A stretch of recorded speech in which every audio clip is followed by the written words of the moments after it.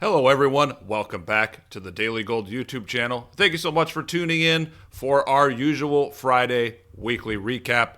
This video is being recorded on Friday afternoon. Thank you so much for tuning in. And what a week it was for precious metals. Thursday we had gold breaking out to another new all-time high, and then today just explosive moves all over the place. Silver eclipsing that resistance at 32 to 32.50. What a week for silver and the silver stocks. So this is how everything finished the week. Gold was up 2% on the week.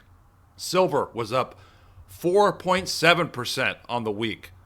GDX up 8% on the week. GDXJ 8.5% on the week. But last but not least, SILJ, the Silver Juniors ETF, that baby was up 9% on the week, so heck of a week for silver. Had to show it in my entire for today. Again, 9% gain in the Silver Juniors this week, and the gain in silver just less than 5%. Not too shabby, but enough of me babbling on. I know you guys want to see some charts, so let's get to the charts. Okay, so we have a few more charts than usual this week, so I know I'm not a man of few words, but I'm going to try and be brief here and run through these quickly. So daily candle charts here for gold, silver, then we have the gold-silver ratio. Now, we know that the gold-silver ratio for 2+ years, it's been back and forth. It hasn't really been in a trend. But recently we can see here, this is gold divided by silver. This is in favor of gold, so we want this to come down, struggling around the 200-day moving average. Big move down in the last day or two. We'll see if this continues. I mean, who knows? If the sector is going to continue trending higher over the next few months, then I would expect this to dribble down here into the 70s, low 70s. So it closed at 82. So gold closed at 2730, breaking out here. 3,000 is the next strong target for gold. So that's what we need to know. There's not a lot conventionally you can do with the chart because it had this big breakout to a new all-time high. So it's in the clear. It's blue sky territory. Now, here's one thing I want to mention. In my study of cup and handle patterns, and of course gold just broke out from one, a 13-year cup and handle pattern, the measured upside target is 3,000. But the log target, that's a percentage target. Now, in my study of these patterns, in every case, the market moved from the measured upside target to the log target in 6 to 12 months. So, assuming gold hits 3,000, then potentially that means it could run to 4,000, the log target, in 6 to 12 months after it hits 3,000. So, I mean, nothing is, nothing, what's the word I'm looking for? Nothing, we can't predict the future. I mean, nothing is certain. That's the word I was looking for. There's no certainty in that, but we're just looking at the probabilities. So gold looks like it's going to move to 3,000. And so we'll assess the market at that point and see how overbought things are. Gold, you go back and you look at the 70s, and I think this bull market will be more like the 70s than the 2000s. I've talked about that in my other work. But in the 70s when gold was moving higher, most of the time it was running really hot, holding above the 50-day moving average. And so that's been the case for this move, other than, right here, where you could say maybe it came close to testing the 100-day. But, nevertheless, it's above the 50-day. It's running hot. This should continue at least to 3,000. Silver, on the other hand, resistance at 32 to 32.5. Clear breakout today. I would have liked to see silver hold more of the gains. You can see it sold off a little bit here. But, another thing to keep in mind, this could be continuation inverse head and shoulders here with the shoulder here, another shoulder here, and then you have the head. And so this gives silver a potential measured upside target. I like to be conservative. I was looking at the numbers carefully, just looking at my notes here, in the 38s. So I've been talking about silver. You have the strong target at 35. And I've kind of mentioned recently to subscribers, maybe 37. It could get to 37. But you look at this potential target, it's 38. So I've spent a lot of time on this chart, so I'll get to the next one. So here's the gold bull analog, and we can see this chart just shows, or it plots, the strongest historical cyclical moves in gold on the current scale. So the black, this is the current. This dotted line is the average of the 4 strongest moves. So here and now, I mean, if we were to hit 3,000, which is right about here, if we were to hit 3,000 at some point in the next, call it 4 months or so, it'll be a little stretched historically. So this is another reason to think we could see some backing and filling if we get to 3,000. Now here's the silver chart, which is a little messier, but same thing, taking the 4 strongest cyclical moves in silver, and this dotted line is the average of those 4. It is messy, but one key takeaway is, interestingly, and this is all on the current scale, starting off in February of this year. This is $50 right here, that $50 resistance. The average tells us when these moves break 50, that's when they really accelerate. So that's really interesting. The history aligns with the present situation. So, with that being said, doesn't tell us a whole lot in the near term. I mean, you kind of have a slow and steady move here in the average over the months ahead.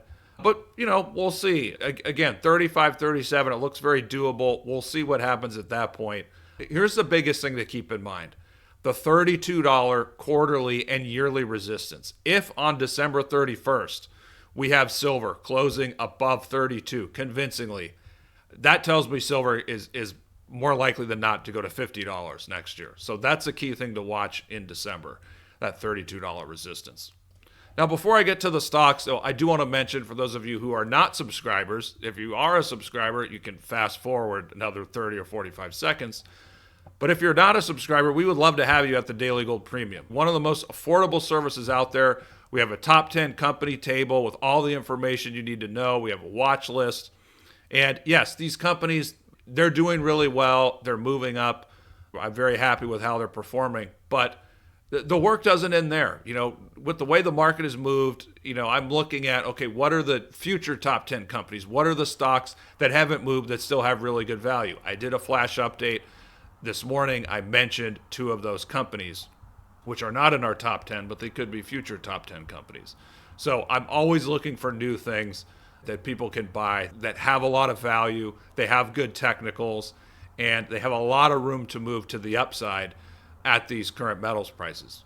And look, if metals prices keep going higher, which I think they will over the next few years, we're going to see even bigger and bigger gains. So would love to have you aboard at the Daily Gold Premium. Thank you so much for listening to that. Now let's get to the rest of the video and the miners. Okay, so here are the weekly charts. This close in GDX, this is the highest close in almost 12 years. I was eyeballing this.